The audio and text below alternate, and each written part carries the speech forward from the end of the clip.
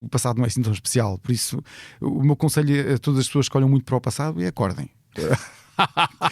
Porque senão o passado pode vir de facto morder-vos o rabo. Isso não deve ser muito agradável. E pronto, e não vivem. Não vivem as coisas. E depois agora. A realidade é que não dá para viver o passado, só se pode viver mesmo o presente. Nem o futuro dá para viver. É uma coisa que eu gostava muito de viver, era o futuro. Isso é capaz de ter mais piada, mas também não dá. Por isso só dá para viver aqui e agora.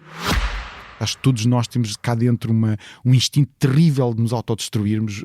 Eu acho que faz grande parte do ser humano, que não vemos em mais lado nenhum. E vivemos um tempo agora de autodestruição no mundo. Eu acho que vivemos, acho que nós estamos sempre a viver isso, mas agora mais, porque agora é tecnologicamente mais fácil, e nós vivemos também outra autodestruição que não está só nas guerras, que não está só nos extremismos da política, também está na forma como nós vivemos o dia-a-dia, também está na forma insana como nós dedicamos a nossa atenção aos telemóveis, à tecnologia, ao auto-isolamento, a quebrarmos os laços uns com os outros em detrimento de uma certa vaidade de olharmos para nós sistematicamente e vermos de olhar para quem está ao nosso lado. Isso também são doenças do nosso tempo. Ou seja, todas elas somam, e eu acho que muitos desses extremismos que se passam agora também acabam por tirar muitos trunfos desse desnorte que nós também vivemos uns com os outros no dia-a-dia. E isso é uma coisa com que eu acho que lá está, microscopicamente, cada um de nós deve lutar para que não seja exatamente assim. Ter na gentileza companhia, cabem todos nessa travessia. Fala leve que a delicadeza também se senta à nossa mesa. E ela vem daquele mundo estranho. Quanto mais as palavras bonitas, é nesse encontro que começa no entretanto das palavras ditas. E ela vem daquele mundo estranho das conversas boas e infinitas. E essa é a beleza das pequenas coisas. E essa é a beleza das pequenas coisas. Essa é a beleza das pequenas coisas. Uma conversa com Bernardo Mendonça.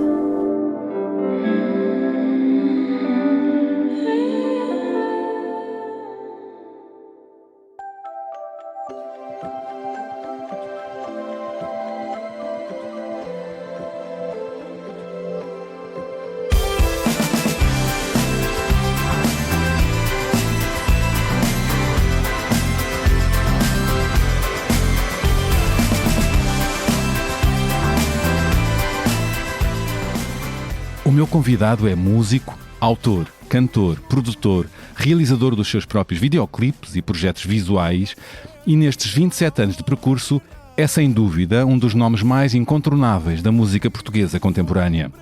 Além de ser um dos artistas com mais pinta dos palcos portugueses.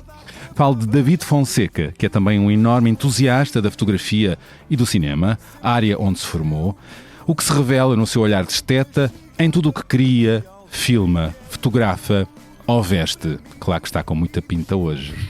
Como todos saberão, no final dos anos 90, David passou a ser conhecido e aplaudido por boa parte do país como uma verdadeira pop e rockstar, enquanto vocalista e figura de proa do Silence 4, a banda de Leiria que marcou uma época e uma geração. Curioso é sabermos que antes dessa fama repentina e avassaladora, David ouviu muitos nãos e portas fechadas da indústria musical. Mas depois do lançamento do primeiro disco da banda, o sucesso chegou de forma insana. Como se recorda David desses tempos? Como um filme antigo, numa época sem selfies, sem streamings, sem redes sociais e TikToks, protagonizado por uma personagem que já tem pouco a ver consigo, o que lhe ensinou essa experiência de estrela instantânea. Depois, em 2003, David Fonseca afirmou-se a solo, em nome próprio, com Sing Me Something New.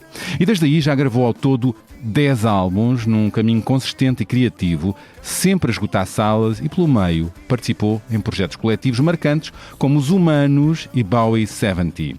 Importa dizer que este ano David está duplamente de parabéns, ou talvez triplamente de parabéns. Acaba de ser novamente pai e foi distinguido com o prémio Pedro Osório 2026, atribuído pela SPA, além de que lançará, no último trimestre, um novo álbum cantado inteiramente em português. Confere?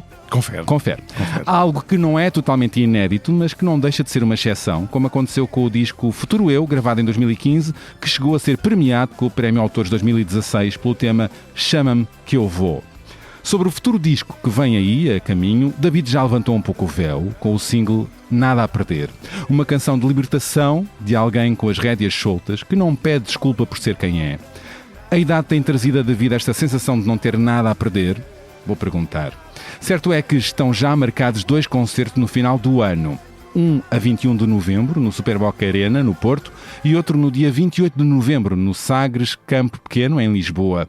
Tomem nota e tratem de garantir os bilhetes antes que seja tarde. E que mais? Sei que David adora andar de bicicleta, terá sido por isso que em miúdo sonhava ser carteiro e que continua a ter muito prazer em observar o mundo através de uma lente. E apesar de tímido e bom rapaz, adivinho-lhe um apurado sentido de humor e, na verdade, tem provado ter um particular jeito para criar notícias cativantes e fake sobre si para as redes sociais, com base noutros títulos que pescou por aí. Aguenta algoritmo que o David é forte na parada. Quanto à música, David afirma que continua a ver nela um lugar de liberdade e risco, onde tudo pode ser maior e melhor do que parece. E bem precisamos desses céus limpos, musicais e abertos de esperança, além da nebulosa que por aí anda.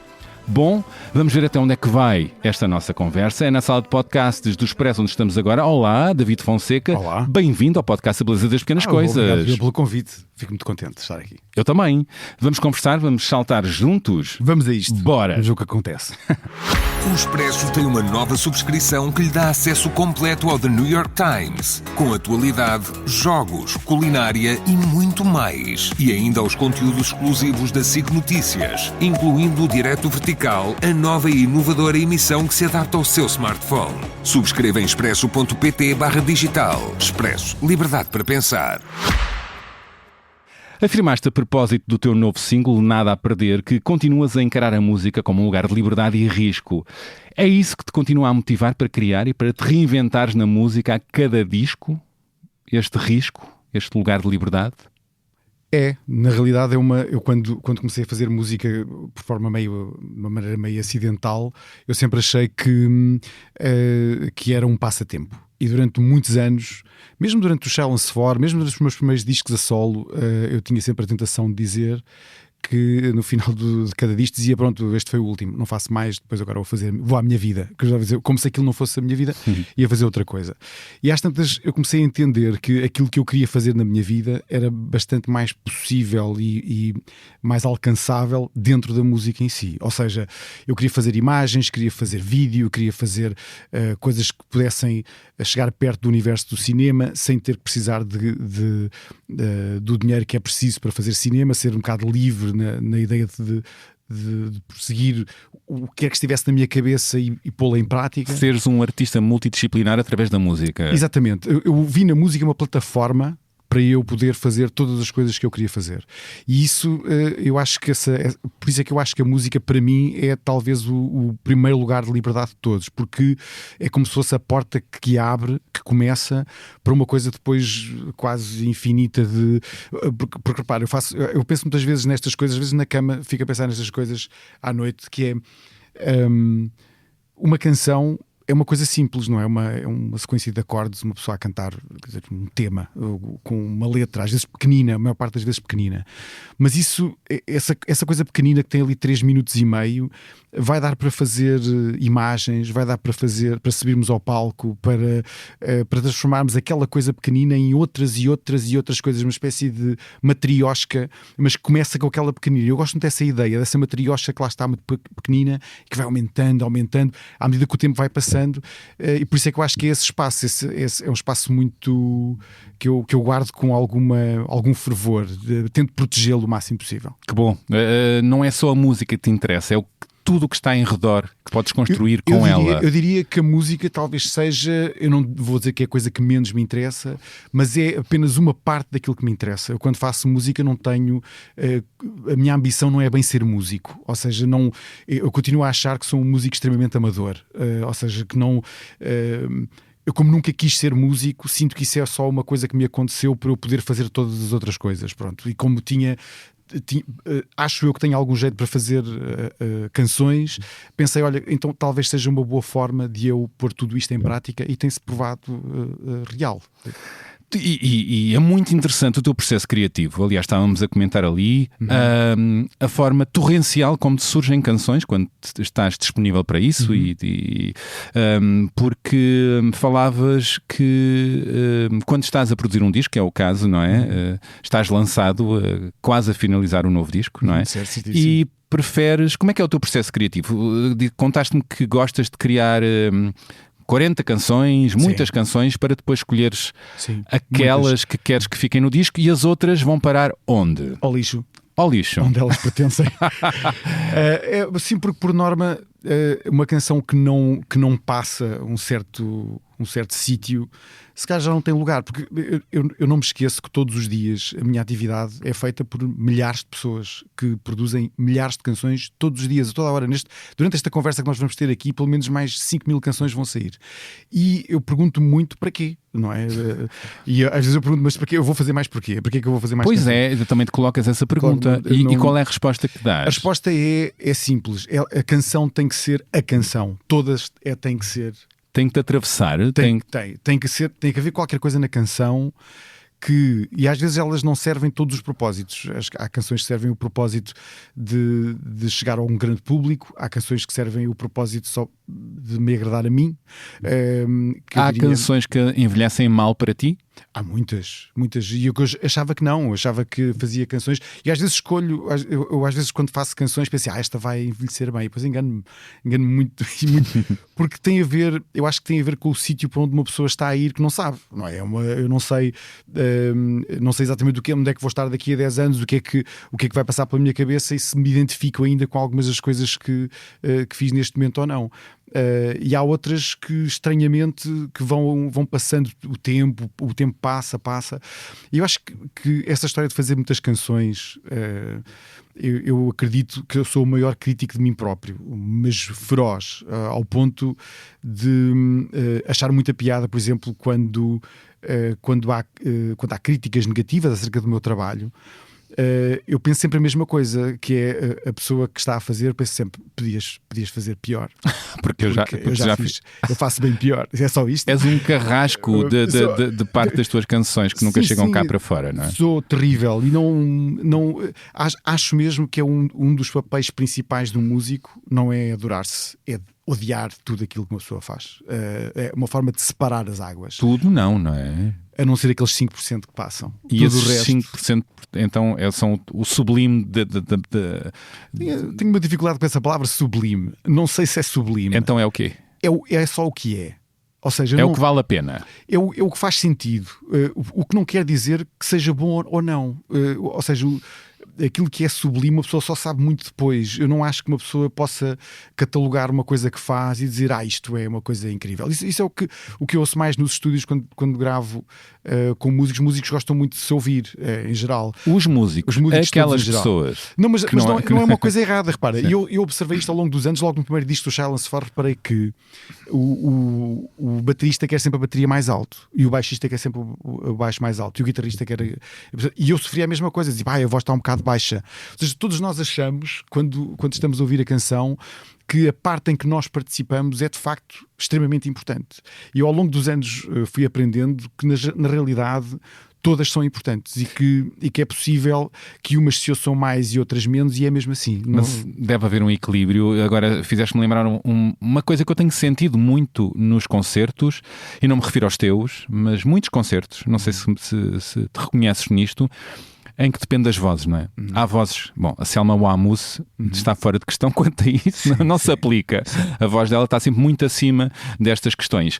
Mas há concertos vários em que, e com músicos, com cantores e profissionais de nome forte no mercado, em que os instrumentos estão tão altos, todos a concorrer, é a bateria, é a guitarra, e a voz não se ouve, mal se ouve. Sim, mas isso E andamos todos a comentar, não estamos a ouvir muita voz, não estamos a ouvir muita voz. Entendo. Como é que é possível? É possível, às vezes são É isso, escolhas... é o que é o ego dos músicos? Não, porque os músicos também nesse caso não têm escolha nenhuma, isso é uma escolha da pessoa que está à frente a decidir o que é que fica mais alto. Não se deu conta, não se deu... Talvez. Às vezes são escolhas estéticas. Na realidade, eu quando comecei esta profissão, estava na moda as vozes estarem acima de todo o instrumental. A certa altura, a moda seria as vozes estarem lá no meio. No rock, por exemplo, as vozes não estão cá em cima, no estão meio, lá. Mas quando está soterrado. Também existe no shoegaze, claro. No bandas como os My Bloody Valentine, a voz está lá ao fundo. Mas na pop e na no pop rock, não é assim não como é, costume. pois não, não é. Somente se houver cantores. É isso. Quando há cantores, por norma. Parece que há qualquer coisa. Aí qualquer coisa que sobe aí um bocadinho. Sabes que eu tenho uma brincadeira que faço muitas vezes quando vou fazer som, e eu costumo fazer som em todos os espetáculos, e costumo dizer para o técnico da frente: digo, pronto, já sabes como é que vais ter que fazer isto, não é? É a minha voz no 10 e todo o resto no 2. Pausa para eu me rir muito, mas isso é muito engraçado. É uma forma de obviamente que não é assim, mas a ideia é que quem lá está à frente é que tem que decidir isso, na realidade. Claro, mas há um equilíbrio, não é? Há um equilíbrio.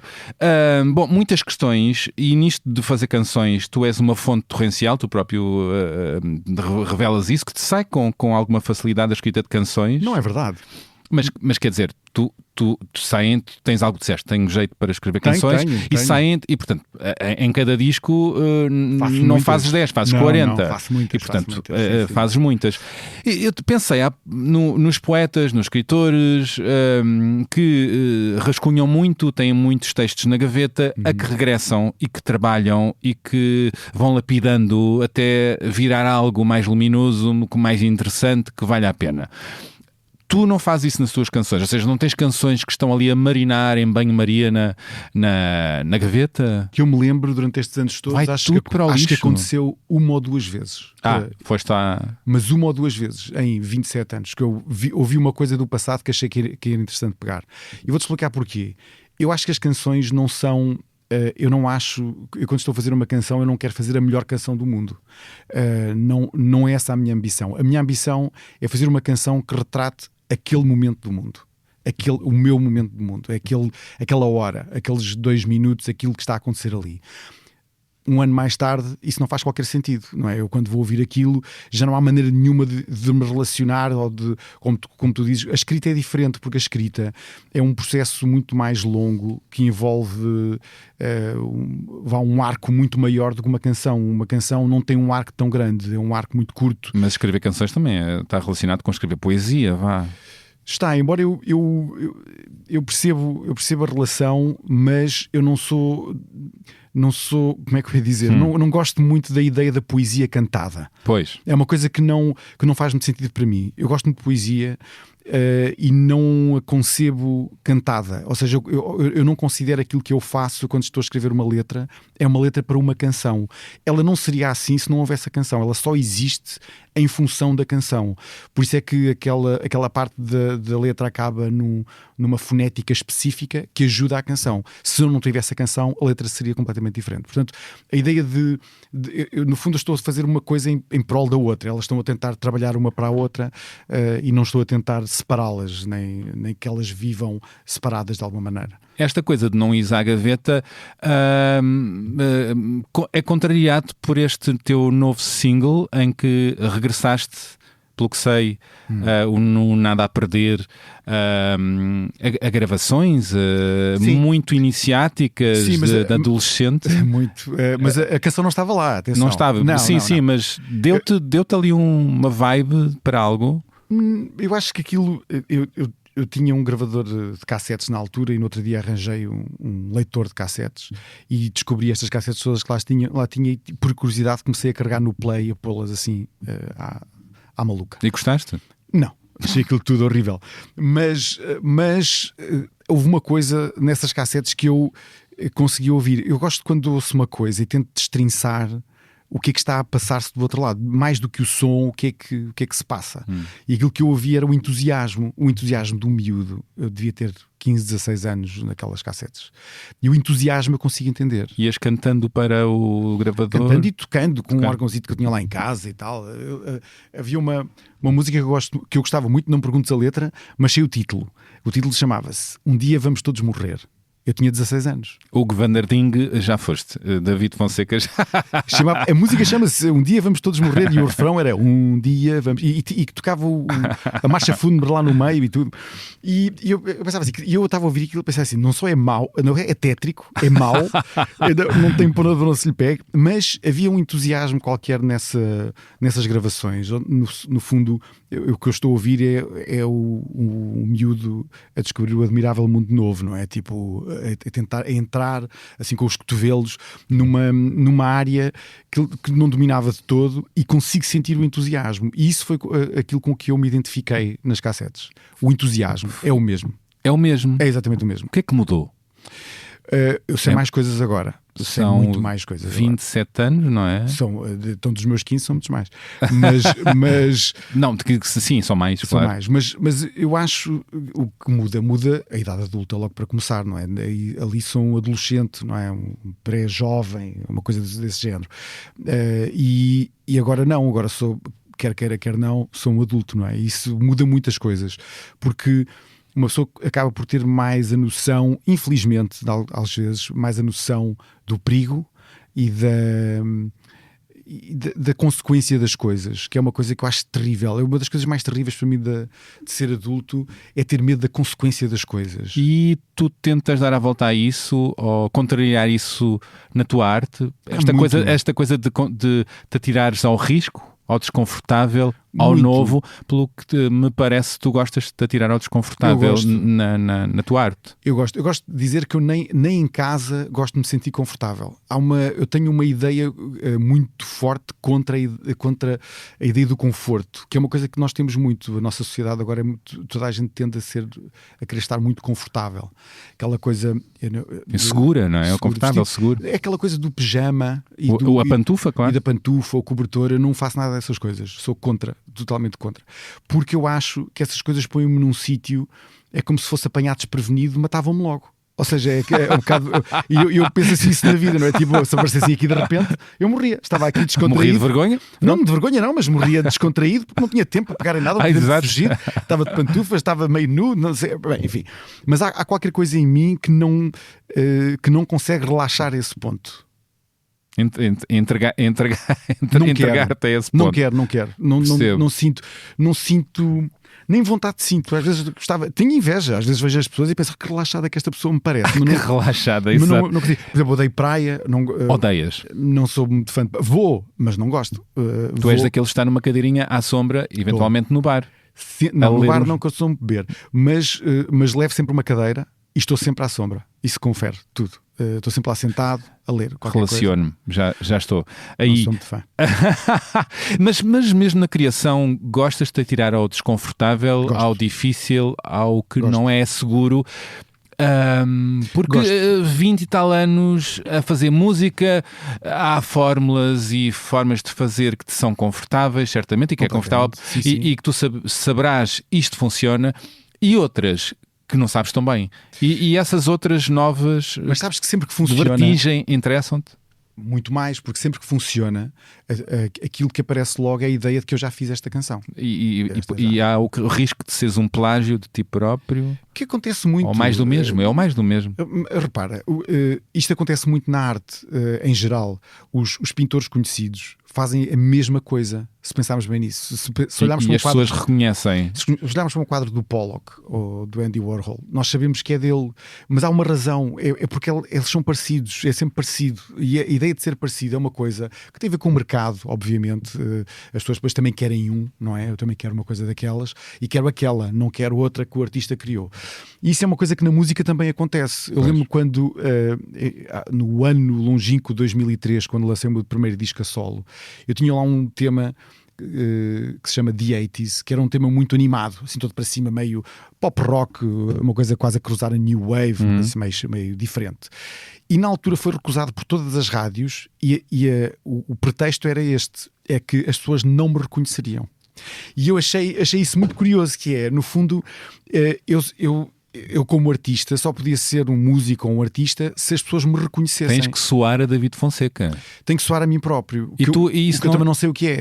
Eu também gostava de saber o que é, mas não sei. Não é uma preocupação para ti? Não, é muito pelo contrário. Aliás, eu acho, e defendi isto há muitos anos, que um artista, em primeiro lugar, não deve ser um descanso aos olhos das pessoas. As pessoas não devem olhar para um artista e pensar, que descanso que agora assim. Não, deve ser ao contrário. As pessoas devem olhar para um artista e devem sentir quase, não é um medo, desconforto, um certo desconforto, tipo, ele entrou na sala e agora? O que é que vai acontecer? Gostas de ser esse artista? Gosto de ser esse artista, gosto muito de ser esse artista.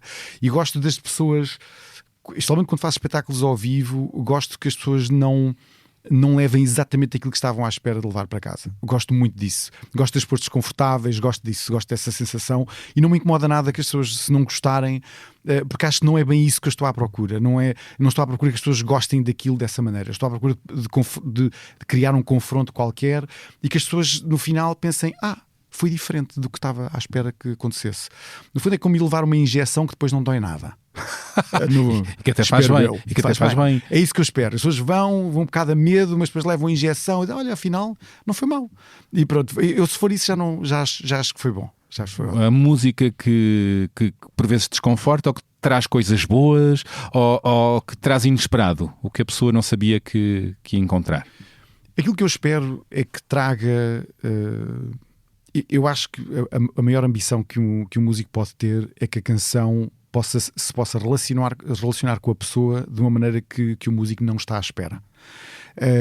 E isso é uma coisa que já tive a sorte de me acontecer muitas vezes e fico sempre impressionado. Isso impressiona mais do que qualquer outra coisa quando uma pessoa conta a sua história sobre a canção que eu escrevi. É muito bom na arte, na literatura, quando uma canção, um texto ou uma obra tem 1001 interpretações e veste na perfeição 1001 pessoas e corpos. Por isso, eu ao longo dos anos, uma das coisas que eu desisti, mas desisti mesmo, as pessoas quando perguntam sobre o que é que são as músicas, eu recuso-me a responder, porque eu acho que estou a estragar alguma coisa a alguém.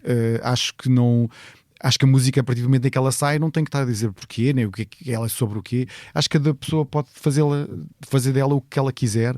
E olha que eu já ouvi histórias, e o mais impressionante é isto: a maior parte das histórias que eu ouvi são bem melhores do que aquelas que fizeram criar as canções. Portanto, às vezes eu fico impressionado com a imaginação que as pessoas têm e com a forma tão próxima que têm de interpretar as canções e de as levarem para dentro da sua vida, que às vezes não foi tão intenso do meu lado. Às vezes é mais intenso de quem a recebe. Portanto, não deixa de ser isso incrível também. Por isso é melhor estar calado. Já te aconteceu cantares alguns temas teus que passas a senti-los de uma outra maneira, não é? Ou seja, de repente fazem um sentido outro tão ou mais profundo do que faziam sentido no início. Sim, muitas vezes porque... Tu próprio provares do teu veneno. Sim, acontece muitas vezes porque há canções que eu escrevo, há muitas, eu acho que há um tema mais genérico, digamos assim, que eu gosto de falar, que tem a ver com uma certa solidão individual. Eu digo solidão individual porque é quase como, sei que é uma palavra que dobra outra, mas é quase como se eu falasse de uma coisa que é inerente a cada um de nós, inerente a cada uma das pessoas que ouve a canção, mas que não fala sobre ela, que está lá só, que guarda só para si. Eu gosto muito de falar sobre coisas que cada um guarda só para si. E quando às vezes essas coisas são ditas aos 20 anos e depois são ditas aos 30, essas coisas não mudam, elas às vezes ampliam-se, elas às vezes ficam mais bicudas, às vezes não, às vezes ficam mais leves, e às vezes quando ficam mais leves também é uma sensação diferente. No fundo é uma sensação de eu pensar que esta coisa pesava tanto quando eu tinha 20 e agora estou a cantá-la e ela agora parece até mais positiva, parece mais bonita agora, antes era pesada, agora não é. Portanto, eu acho que tanto para um lado como para o outro muitas vezes acontece essa sensação das canções é quase como se tem uma ideia de se expandirem, mas também de contraírem. Eu acho isso muito Ganham divertido. camadas, eventualmente, com a vida, outros significados. Não Ganham. é? E repara, eu não ouço as minhas canções, é o que mais faltava. Não... Mas cantas as tuas Mas canções. canto-as. E E aí, quando as canto, tento concentrar-me naquilo que estou efetivamente a dizer. E às vezes, quando estou a cantá-las, acontece sem eu esperar. É muito curioso isso. qual é a canção que melhor te canta a tua, atualmente? Todas as que tens. Diga-me uma. Diga-me uma. Diga-me uma. É difícil. Eu sei, é tramado, mas ocorreu-me esta questão. Uma que te canta, de várias possibilidades, que te canta bem atualmente. Olha, uma canção que eu escrevi foi durante a pandemia, na realidade, que se chama Chasing the Light. E o Chasing the Light começou com uma ideia muito parva que eu tinha na minha cabeça, que eu, como estava em casa, e eu gravo as coisas em casa, eu tenho um estúdio em casa, e como tinha muito tempo, eu quis fazer uma canção que fosse o mais comprida possível. Eu lembro que era a única coisa que eu tinha para a canção, e ela tem que ser muito comprida. Ela tem que durar. Na minha cabeça eu queria que ela durasse para uns 27 minutos, não queria que ela chegasse a meia hora, mas queria que ela durasse 27 minutos. Extremamente ambicioso. Já imaginavas o videoclipe para Imaginava ela? muitas coisas e eu lembro que a primeira coisa que eu escrevo coisas, por isso é que eu digo que eu não componho de uma forma muito tradicional. A primeira coisa que eu escrevi foi o som de um comboio e o som de um cavalo a correr. Era o que eu queria que a canção soasse. E está lá na música. Eu peguei nesses sons e estão lá. Não se ouvem, estão lá de baixo, mas estão lá. E o comboio. Eu queria que ele soasse um comboio e queria que a canção fosse assim, que ela fosse sempre adiante, épica e que nunca mais tivéssemos a sensação que nunca mais acabasse. E no fundo eu acho que me caracteriza um bocadinho porque eu tenho uma vontade sempre muito grande de fazer alguma coisa para a frente. Eu não tenho muita curiosidade, nem muita vontade. É muito raro sentar-me e olhar para trás. Muito, muito raro. Não há nostalgia a morar muito aí. Não. O que para mim é estranho, porque depois faço, ainda agora estive a fazer os concertos com o Silence Ford, mas eu tenho que lutar um bocadinho contra isso. Ou seja, a maior parte das pessoas tem um desejo enorme de cair numa espécie de caldeirão nostálgico do Obelix, não é? Mas eu tenho uma vontade enorme em não estar dentro desse caldeirão, nem sequer consigo rever. Aliás, uma das coisas que fico sempre fascinado é a forma mágica como as pessoas falam do passado. Mágica. E essa autoficção e eu acho que é uma ficção.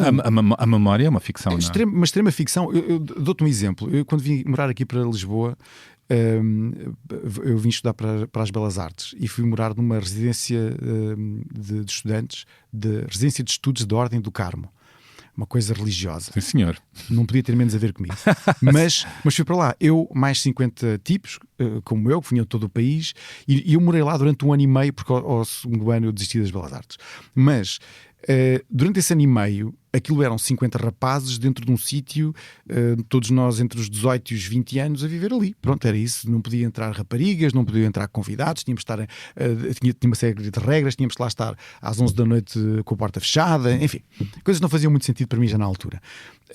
E às vezes, por causa da minha profissão, eu reencontro muitas destas pessoas pelo país, porque elas todas, nenhuma era de Lisboa. Às vezes vou tocar a Vizela e está lá um, e aparece num concerto e estamos a falar, e por norma dizem-me sempre estas frases do género: ei, lembras-te daqueles tempos? Aqueles tempos é que eram.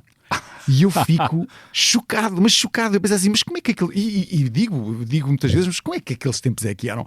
50 tipos fechados num sítio, com hora de entrada para entrar às 11 da noite numa cidade como Lisboa, não faz sentido absolutamente nenhum.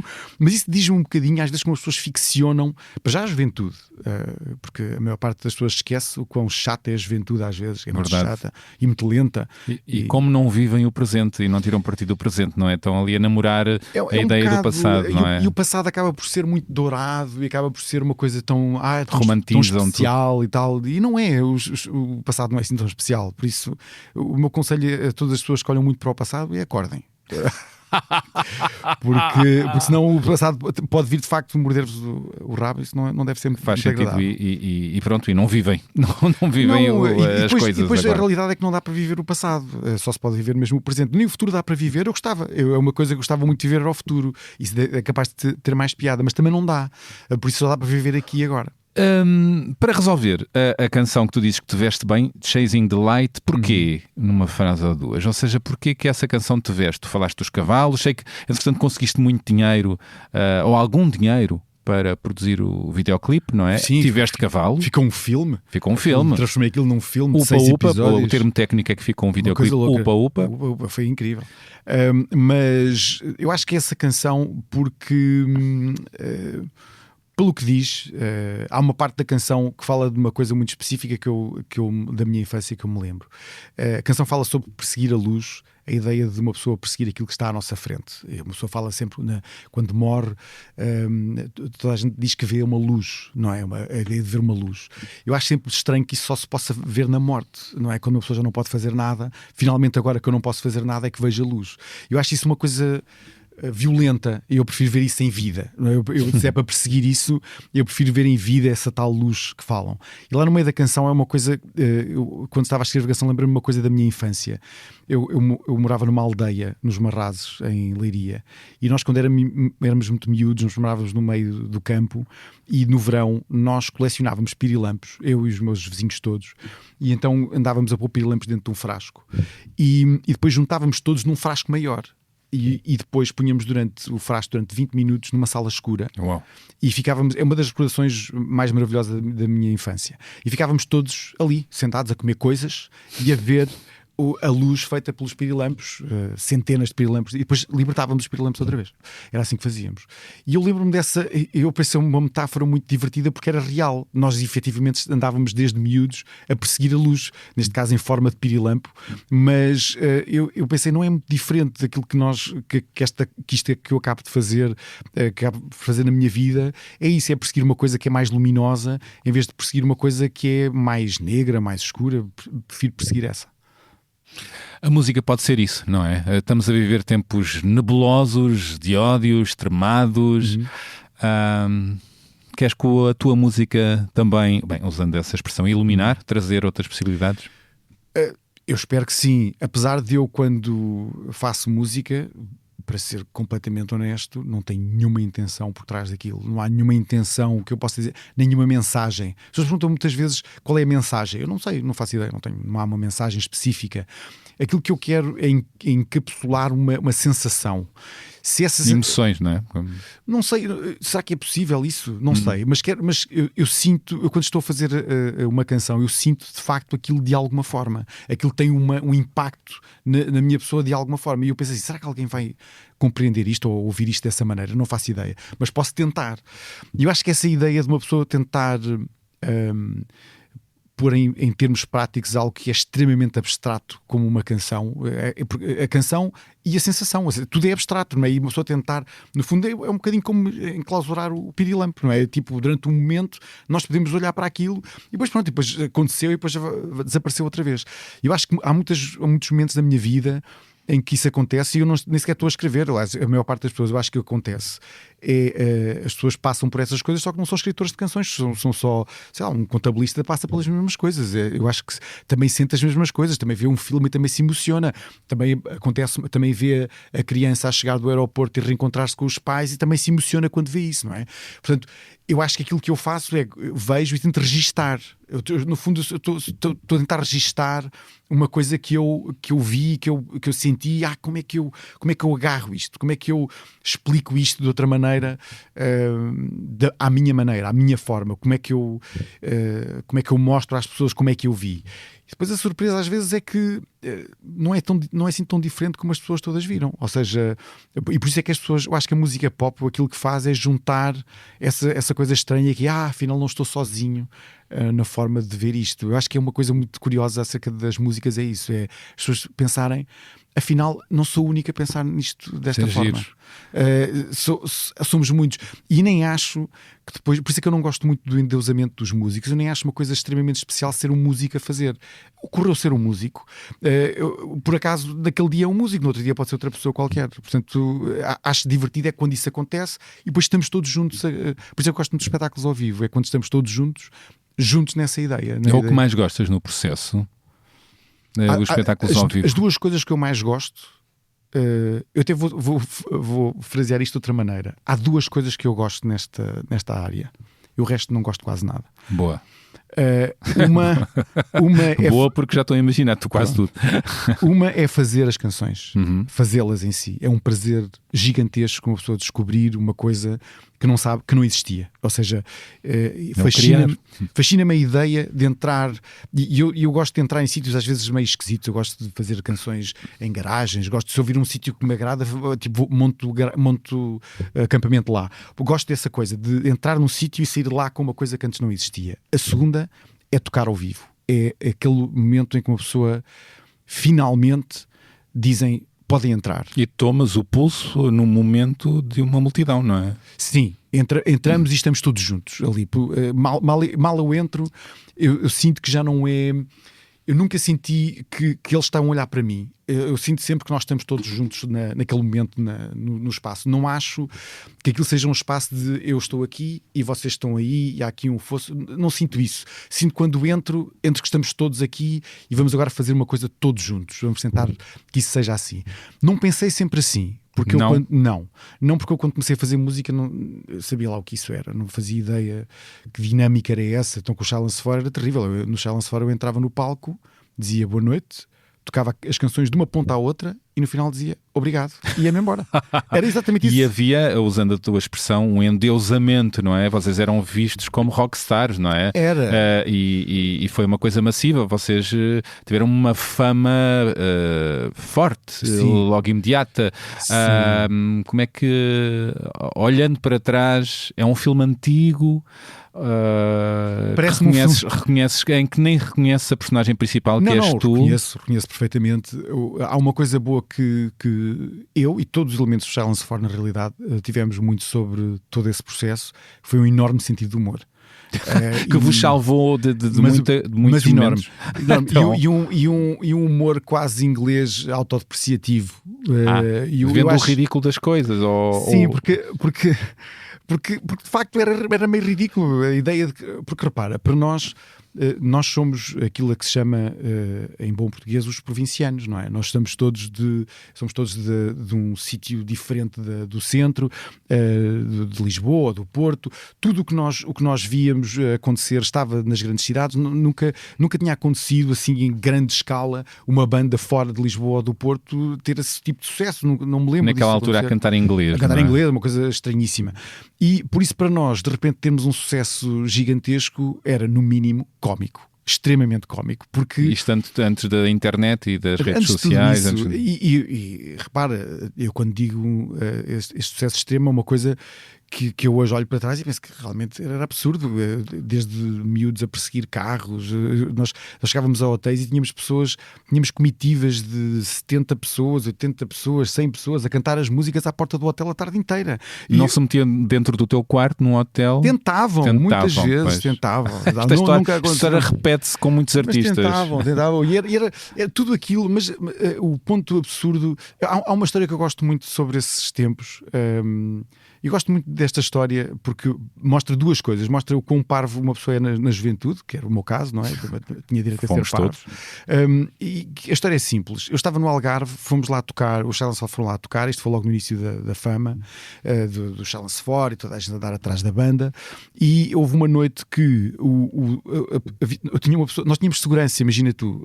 Eu tinha uma pessoa atrás de mim, em todo lado, que era o meu segurança. A Hollywood, eu tinha um segurança que era para evitar que as pessoas me roubassem. Que acontecia. E então, nessa noite decidimos ir dar uma volta às discotecas do Algarve e literalmente fomos, sei lá, a 7, 8 discotecas, as que existiam, e andávamos de um lado para o outro, pronto, aquela coisa da juventude. Eu devia ter 25 ou 26 anos, andávamos para lá, eu nem gosto de discotecas, mas não queria saber, andava só de um lado para o outro e andava com ele, de um lado para o outro, entrávamos no carro, íamos para um sítio, estávamos lá, olhávamos para o sítio, 20 minutos está bom, vamos para outro sítio, etc.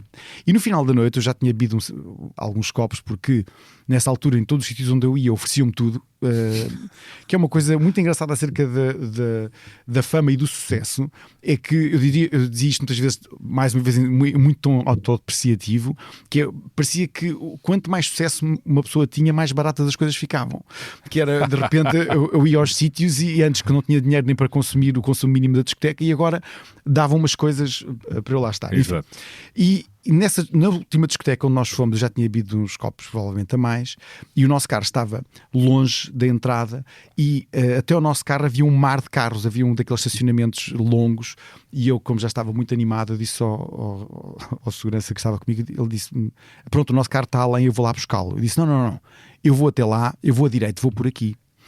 E fui para cima dos carros e fui por cima dos carros, um e depois do outro, sempre por cima dos carros, andar em cima dos carros, dos capôs. A certa altura eu piso um carro e está alguém lá dentro do carro. E sai um homem furioso, pronto para me matar. Temos que ver que nesta altura são 5 da manhã no Algarve, portanto tudo podia acontecer. E eu, quando vejo sair do carro, fiquei um bocado preocupado e com medo. Pensei, realmente estou a ser estúpido. Isto é a estupidez que eu estou para aqui, a estupidez dos copos, não é?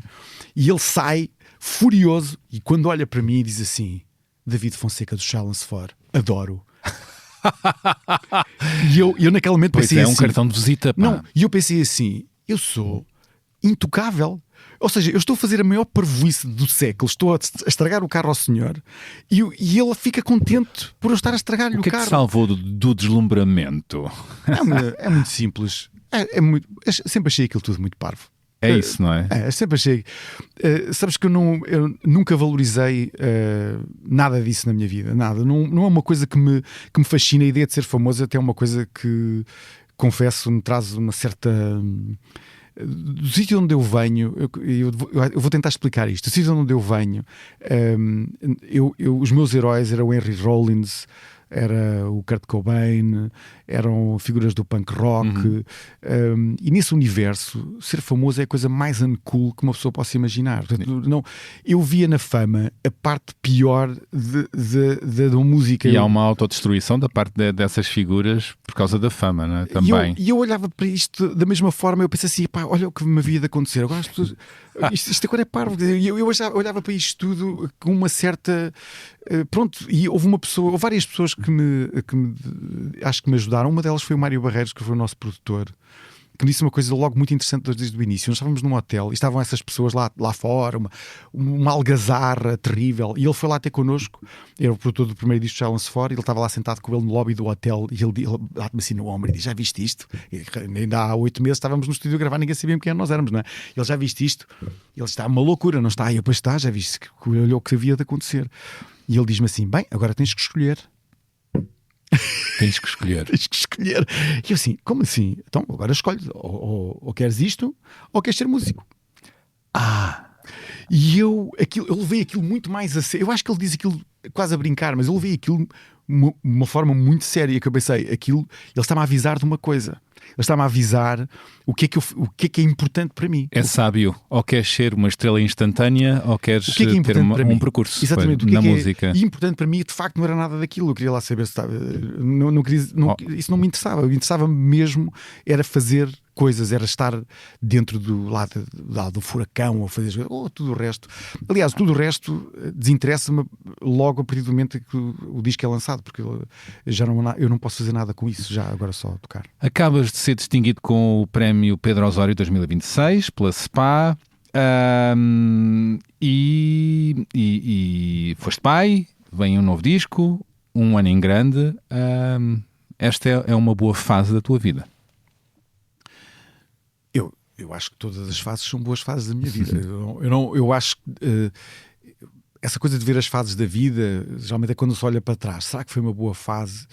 Eu, quando fiz 40 anos, achei que estava a viver a melhor fase da minha vida. Depois fiz 45 e achei que estava a viver a melhor fase. Agora tenho 52 e acho que estou a viver a melhor fase da minha vida. Portanto, eu estou convencido que a melhor fase da minha vida é estar vivo. Adoro essa frase. Que essa é a melhor fase da minha vida, é estar aqui. Porque eu não tenho outra escolha, não é? Eu acho que a ideia de uma pessoa poder dizer esta é a melhor... Mas já não gosto dessa coisa. Porque é que uma coisa tem que ser melhor do que a outra? Porque é que uma pessoa... E isso vem de uma coisa muito antiga. Sabes que eu tenho que recuar um bocadinho para dizer a minha ideia toda. Quando eu fui obrigado a fazer... Eu não disse a melhor, eu disse uma boa fase. Uma boa fase, exato. Uma boa fase. Mas isso significa que houve mais, não é? Eu não acho... A vida, David, não sei se estás a par, tem altos e baixos. Tem, mas eu não vejo essas... Mas é aí que eu queria chegar. Não é só coisas boas. Eu sei, mas é isso que eu queria chegar. Quando era miúdo, os meus pais obrigaram-me a ir para a catequese. coisa que eu odiei. E não só fui à catequese, como tive que ir à missa até aos 18 anos e sou crismado e tudo. E eu tive que fazer esse longo percurso da catequese e da profissão de fé, porque era uma coisa que os meus pais acreditavam. E eu até hoje não sou católico, nem tenho muitas dúvidas sobre se existe Deus ou não. Mas há uma coisa que eu aprendi sobre essa minha longa caminhada na Igreja Católica e no catolicismo, é que a vida é sofrimento. Ponto final. E tudo o resto, tudo o que acontece é maravilhoso. Ou seja, eu sinto nos últimos anos, especialmente, o ser humano tende a ver a vida como uma coisa dourada que nós viemos para usufruir. E eu não vejo de nada assim. Eu acho que em geral, o nosso ponto de partida é terrível. É estarmos aqui quase perdidos, sem sabermos muito bem porquê estamos aqui, mas há qualquer coisa que nós estamos aqui a fazer. Mas a base de nós estarmos aqui não é uma base dourada, de arco-íris, não, muito pelo contrário, é uma base muito complexa. Até porque somos finitos, somos mortais. Extremamente finitos. Mas, no fundo, isto foi uma catequista que me disse-me isto aos 7 ou 8 anos, e ela assim, a vida, meninos, a vida é sofrimento. E eu pensava assim, meu Deus, o que é isto? Mas porquê é sofrimento? Mas com a idade eu começo para já a perceber o humor desta afirmação. Não é? Há muito humor nisso. No fundo, que a vida é uma coisa extremamente difícil. Portanto, eu sinto que quando ela é má, é só a vida a ser. Ela não é má. Ela está só a ser. E depende do que fazes com isso. E quando é boa, é quando sobe. Portanto, nós só temos para mim, a vida só tem 2 níveis na realidade. Ela está aqui, flat, ou então está para cima. Essa ideia de estar má, quando está má é quando ela é a vida normal. Ok, eu vou pensar nisso. É o normal. É o normal. Se bem que há uns normais com mais impacto. É verdade. Caraças, é um pensamento muito budista. Mas há uns abanões da vida, uns tremores da vida, claro, que nos deitam assim com o rosto no asfalto. Claro, não é? que há. Mas até esses momentos há vida lá dentro. Até nesses momentos. Portanto, eu aprendi, e olha que eu já vivi alguns momentos muito complexos e difíceis na minha vida, e sempre que os vivi eu pensei assim, o que é isto? Porque a minha pergunta é, o que é isto? O que é isto que está a acontecer? Mas porque isto não faz... Porque os momentos maus são ilógicos para nós, porque nós queremos que as coisas sejam boas, queremos que elas sejam positivas, e quando não são, equilibradas, exatamente, e quando não são extremamente ilógicas. Mas aí é o tal momento em que eu me lembro que tudo isto é um bocadinho ilógico, tudo na realidade é ilógico, e isso é uma chamada à realidade, é um abanão, acho eu. Portanto, eu tento, obviamente que uma pessoa não escapa ao sofrimento por causa disso, não escapa, mas eu acho que tendo a olhar para essas coisas de uma forma um bocadinho mais, com mais coragem. Pelo menos é a forma que eu tenho de enfrentar isso, ter um bocadinho mais de coragem para enfrentar o que é mau. Estava a falar dos prémios, mas na verdade diz-me tu, o grande prémio é o teu percurso, não é? Percurso consistente, 27 anos a encher salas, não é para qualquer um, numa fase e nos tempos em que é tudo fugaz, não é? As canções são fugazes, os sucessos são fugazes, são hits, quantos sucessos ficam por um single ou por um disco. As pessoas também não têm muito tempo para ouvir música, não é? Muito tempo para ouvir, e portanto, como é que te relacionas perante isso? Olha, não têm, e eu percebo que não tenham. Eu acho que a vida, de facto, é muito... Principalmente a vida moderna. Tem muitas coisas, tem muitas escolhas, tem escolhas a mais. De estímulo, não é? É demais, para mim, eu acho demais. E por isso é que eu acho que hoje, eu até sinto que tem mais valor hoje quando uma sala está cheia do que há 15 anos, porque sinto que as pessoas escolheram entre 20 mil estímulos para estar ali. É verdade. E isso é uma coisa que eu que não me passa em branco. Eu sinto mesmo essa escolha, fico fico impressionado com isso e disse, olha, ainda bem que aconteceu. Eu acho que isso, eu não sei explicar porque é que isso acontece, e ao longo destes anos todos, também não sei se é um prémio, porque lá está, eu não olho muito para trás, isso já está, já foi. Não há nada que eu possa fazer sobre isso. Mas fico contente das pessoas acompanharem aquilo que eu faço, e eu acho que tem a ver...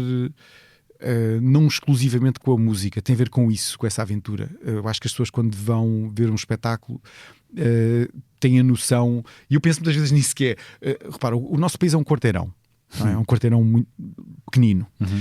Se eu fizer uma turnê durante 2 anos, é possível que eu vá a todo lado, não é? O que significa que eu, ao 3º ano, já estou a repetir, já estou a voltar. E eu faço muitas vezes essa pergunta: por que razão é que uma pessoa que foi ver um espetáculo meu em 2015 em Viseu vai ver de novo outro em 2018? Por que razão é que eu havia de fazer? Não há razão nenhuma. Eu próprio não vou ver artistas repetidamente, não é? Aquilo que eu faço é tentar explicar às pessoas que o que vão ver a seguir não tem nada a ver com o que viram anteriormente. Lá está, o querer surpreender. Não tem mesmo. E o primeiro cliente desse espetáculo novo sou eu, porque eu também não quero fazer, não quero. Eu ao 2º ano de digressão já estou a vomitar aquilo, já não consigo. Tipo, eu tenho uma admiração enorme pelos atores de teatro que fazem peças durante 4 anos, às vezes estou a olhar para eles e a pensar, meu Deus, como isto é possível? O mesmo texto, 4 anos aqui a fazer com esta intensidade, com esta entrega. Perceba a entrega, porque eu acho que tudo isso também se trabalha e tem a ver com um certo profissionalismo. Eu isso entendo muito bem, porque também está presente na música, sem dúvida nenhuma. Eu também tenho que repetir as mesmas canções anos a fio. Tens uns certos hits que tenho, e que repito muito. Mas quando estou a fazer, a mim não me são a repetição, sinto que estou a cantá-los só, pronto. E são meus, não é? Lá está, é isso. Não sentes que repetição? Não sinto. Os atores dirão talvez isso. Talvez, é possível, não sinto isso. Mas a certa altura penso, ok, já fiz isto, não quero fazer mais isto, agora quero fazer outra coisa e vamos mudar isto tudo, e convoco a minha equipa toda e convoco os músicos todos. Olha, o que é que a gente vai fazer? Vamos pensar aqui isto de uma forma completamente diferente. E estamos sempre a fazer isso. Eu faço isso de 2 em 2, 3 em 3 anos. Há anos e anos, sempre desde o início. Eu nem me lembro, às vezes as pessoas dizem, lembras-te daquele espetáculo? Eu já não me lembro. Eu já tive cabines telefónicas no palco, já fiz de boxer, já fui astronauta. Eu costumo dizer que a minha viagem pela música é como a Anitta. A Anitta vai à praia, a Anitta fez o piquenique. Portanto, é isso que eu faço ao longo dos anos. Com o David vai a muitos lados, em muitos mundos. Muitos mundos. Evito falar em mim na terceira pessoa, mas é verdade. O David vai. Levaste-me a isso. O Davidito. O Davidito. Não sei se já te disseram assim alguém, não é? Nunca. Eu tive 2 alcunhas. Uma muito estúpida, porque havia uns desenhos animados que era David o Gnomo e chamaram-me Gnomo durante Gnomo para alguém tão alto, já não faz sentido. E a outra foi a mais estúpida de todas, mas é incrível, para mim é incrível porque é muito engraçada. Então eu, quando era miúdo, fui a uma loja, devia ter para aí 12 anos ou 13, e vi um quispo. Ainda se usa essa palavra, não usa? Quispo, adoro essa palavra. Eu também adoro. É um quispo verde fluorescente. E eu adorei o quispo, achei o quispo a coisa mais estilosa que alguma vez tinha visto na minha vida, e comprei o quispo e fui todo contente para a escola. E mal entro na escola, há sempre um parvalhão na turma, não é? Aquele miúdo mais... E eu entro na sala e ele olha para mim e diz-me assim, olha o verdilhão. Fiquei verdilhão durante 3 anos nessa escola. Verdilhão, por causa desse casaco. Meu Deus. Então, durante anos as pessoas nem sabiam o meu nome, mas chamavam-me verdilhão. E eu pensei assim, mas porquê? Por causa do casaco que usei uma vez, e de facto eu acho estúpido, mas acho divertido ao mesmo tempo. David o verdilhão. Porque olha, é um pássaro ainda por cima. É bonito. Um pássaro, um verdilhão. É giro. Quero trazer para aqui a tua forma bem humorada e particular de ocupar, de estar nas redes sociais. As redes sociais são uma montra para os artistas, para quem faz comunicação, para muita gente. E tu, tens ali umas publicações que aproprias-te de algumas notícias e crias novos títulos. Outras vezes estás a fazer uns vídeos de bicicleta. Como é que pensas e como é que te acontece isso? Dares baile ao algoritmo e também te divertires com aquilo? Eu quero deixar uma coisa clara. Para mim, o Instagram não é real. Ou seja, as pessoas às vezes olham para aquilo e dizem: esta pessoa fez isto, aquela pessoa disse aquilo. E eu digo: mas isso onde? E as pessoas dizem: no Instagram. E eu digo: não é real para mim isso. Não. As pessoas quando dizem chateei-me com aquela pessoa, por isso cortei-a do Instagram, eu disse: isso não é real. Isso é parvo. Mas essa parvoíce faz parte. Mas eu recuso-me. Da, e por isso eu olho da cultura atual. Não tenho dúvida nenhuma. Mas então chamei-me. Então digamos que sou contra a cultura. Porque não consigo entender o valor que dão às coisas que se passam na internet. Acho que o valor das coisas não está ali, está noutras coisas. Mas é uma montra de comunicação. É uma montra de comunicação. E uma das coisas que eu percebo também é que é difícil comunicar coisas que uma pessoa efetivamente faça se o algoritmo não nos ajudar. E então eu comecei a entender que o algoritmo gosta essencialmente de parvoíce. E eu sinto que parvoíce tenho bastante. E vamos a isto. O parvoíce eu tenho. Por amor de Deus, se é para isso. Por isso não tenho problema nenhum em mostrar a minha parvoíce. Através de uma coisa que eu gosto muito de fazer, que é andar de bicicleta, e ponho uma câmera a filmar e digo as minhas parvoíces e vou andando por aí. Belos vídeos. Pronto, vídeos que eu divido muito a fazer, não é? E gosto de fazer muitos. Faço David muitos. a andar de bicicleta e a dizer coisas. A dizer coisas, o que é muito divertido, porque a maior parte das vezes as pessoas não têm noção, mas eu vou falar sozinho no meio da rua, não é? Não, isto visto de fora deve ser incrível, ser no bastidor. Uma estupidez terrível. E a outra é em pegar em notícias que já existem, geralmente música. Há uma crítica aí subliminar aí, há uma claro. Crítica subliminar, porque, sabemos porque é como é que está uma certa crítica musical. Não é. Se pensares bem, se olhares para aquilo, no fundo é sempre aquilo que eu mais acho piada nas publicações musicais do nosso país, em todas, é quando fazem uma vassalagem absurda ao estrangeiro. Notícias como, por exemplo, uma delas, Mick Jagger come sei lá, lagosta acompanhada com arroz. E eu pensei assim: porquê que me interessa o que é que o Mick Jagger comeu? E por isso eu faço a notícia ao contrário, que é David Fonseca come, sei lá, um arroz à cabidela. Porque no fundo eu quero mostrar o quão ridículo é essa vassalagem ao estrangeiro. Bad Bunny veste camisola feita em Vila do Conde. E se pensarmos bem, para mim é uma forma pequenina de nos vermos. É ótimo. Que no fundo é uma projeção. É provinciano. É uma projeção do português sempre como algo. Pensaram em mim. E eu penso, fico tão contente quando isso acontece. Quando leio essa notícia e penso, lá estamos nós outra vez. Eu acho que é uma coisa genérica nossa, é uma coisa que nós temos um fascínio pelo estrangeiro absurdo e depois caímos nestas pequenas armadilhas. Mas atenção, essas pequenas armadilhas dão imensos likes. O que vem de fora é bom. E isso tem um reflexo na indústria por cá, não é? Os festivais pagam sempre absurdamente mais a quem vem de fora, não é? Desculpa, tocar na ferida. É verdade. Eu não quero magoar. Não, isso é uma novidade para mim. E é quando somos convidados. Mas não é? Não, e às vezes nos cartazes, não sei se é o tocar, mas há cartazes em que é uma coisa absurda, ou seja, o tamanho de letra de determinadas bandas é estratosférico e depois artistas nacionais do nome forte estão minúsculos. E tocam às 8 da tarde, às 6 da tarde. Ou seja, ainda estamos nisso, não é? A questão aqui, pronto, os festivais defendem-se muito disso, a dizer que as bandas portuguesas tocam muito no território nacional, o que é verdade. E que não há nenhuma mais-valia que aquela banda possa trazer, porque essa banda acabou de tocar ainda agora a 60 km do sítio do festival e tal. Eu isso consigo entender esse argumento muito bem. Mas depois, eu aqui há 10 anos fui tocar a um grande festival em Espanha, que já não me lembro do nome, mas era enorme. E havia muitos artistas estrangeiros nesse festival e todos os cabeças de cartazes eram espanhóis. Todos. Lá está, David. Não é uma fatalidade. Basta cruzar a fronteira. E eu lembro de estar lá e pensei assim, mas eu perguntei, mas isto é sempre assim? Não, aqui em Espanha, pelo menos um dos cabeças de cartaz tem que ser espanhol. Era o mais faltava. Era o que mais faltava. Ou seja, essa forma de olharmos para nós próprios é uma coisa que eu acho que é extremamente cultural. Eu acho que ainda são tiques do Estado Novo. Acho que são os resquícios maléficos de olharmos para nós como uma espécie de coitadinhos eternos na cauda da Europa.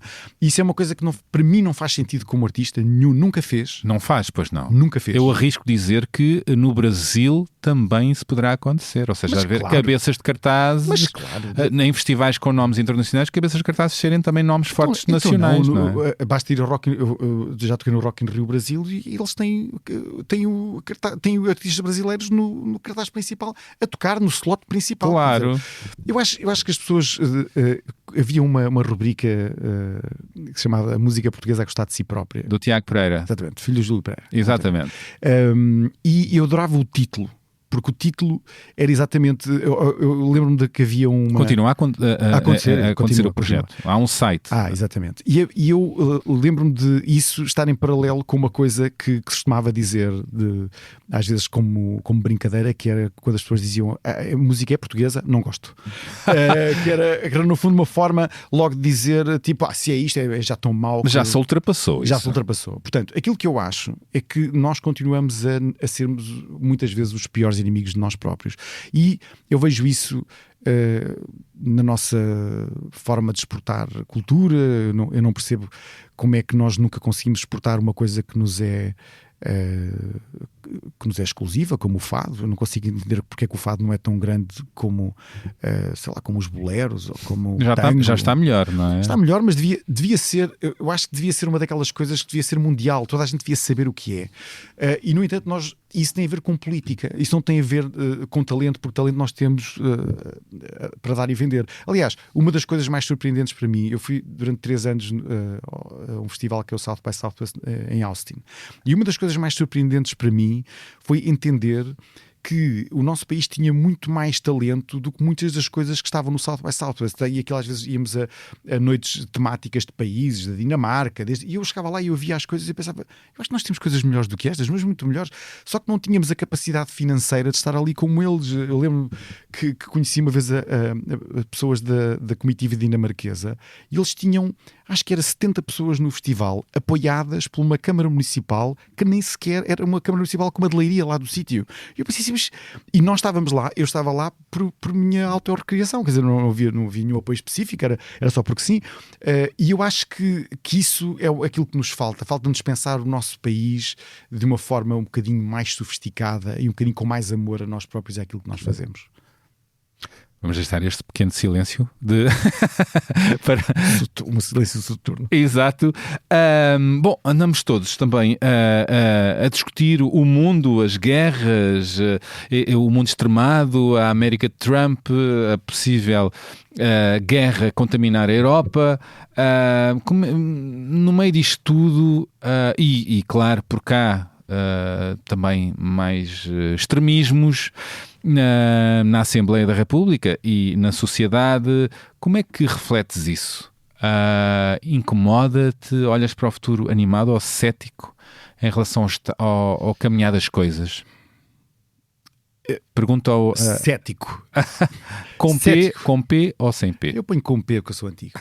Mas cético, porque... Sim. Pronto, eu quando estava no liceu estudei História e tenho algum interesse sobre...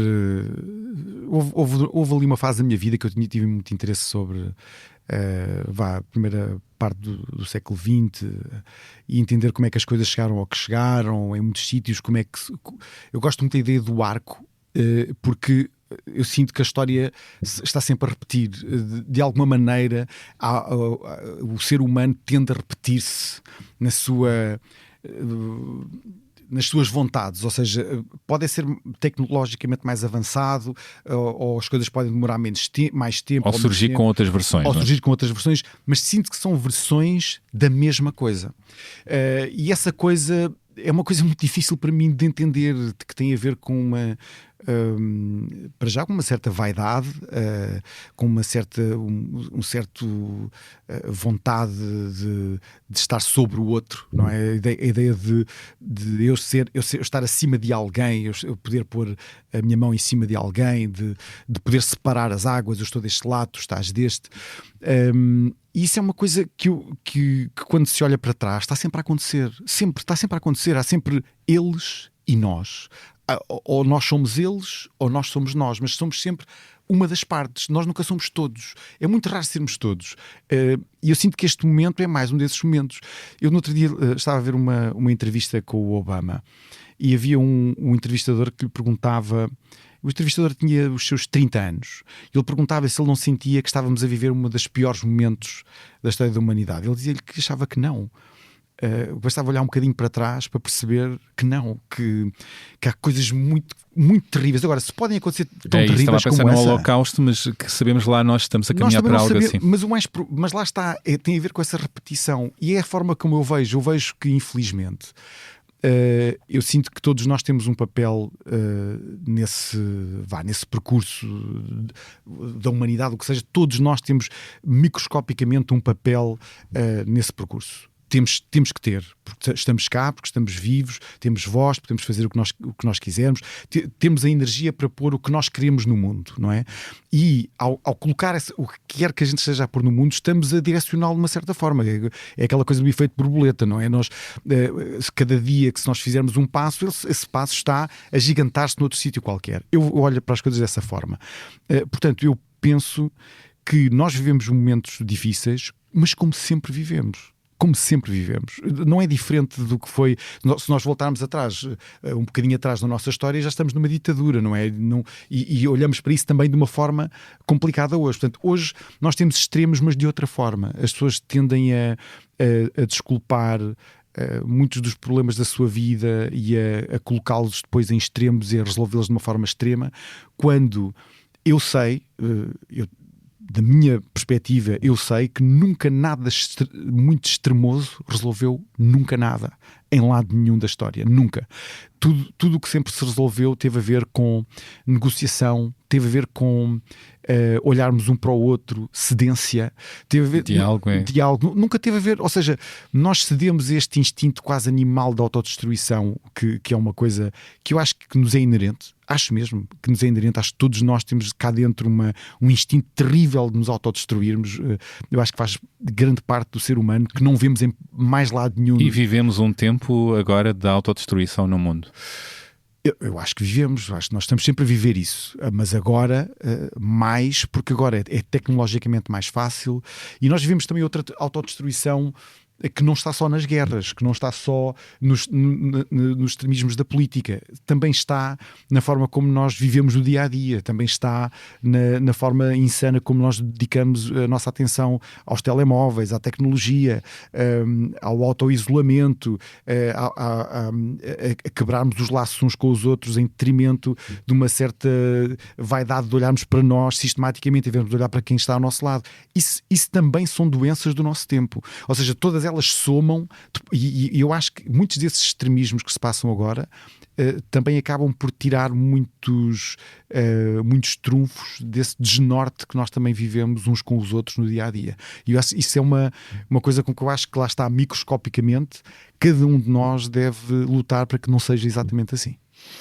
Tenho agora um áudio para ti. Estás preparado? Agora a testa franziu, desceu. Não, então estás no ponto caramelo para isso. Posso? Vamos embora.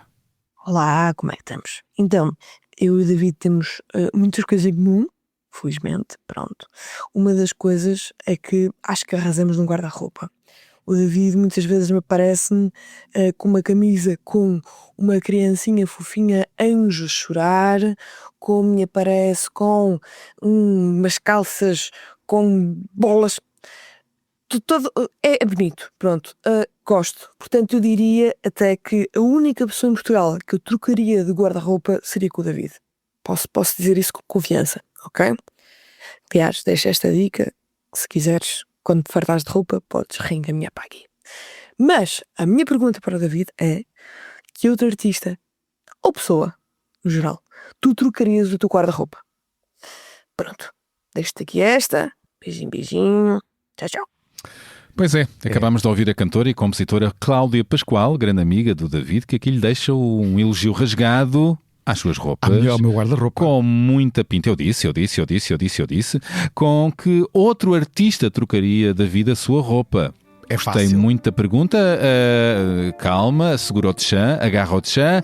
A verdade Estou curioso com o que vem aí, mas diria que talvez não seja de resposta fácil, não é? Para um esteta, ou já te veio? Facílima. Facílimo, muito bem. Vamos ouvir a resposta do David na segunda parte desta conversa, onde vai partilhar, com quem trocará de roupa, as músicas que o acompanham, traz uma leitura de Eugénio de Andrade e muitas sugestões culturais. Haverá espaço, quem sabe, para outras surpresas, outros áudios que vão trazer novos babados sobre o David. Aguentem fortes porque podem ouvir tudo na segunda parte, disponível a partir da manhã deste sábado. Boas escutas!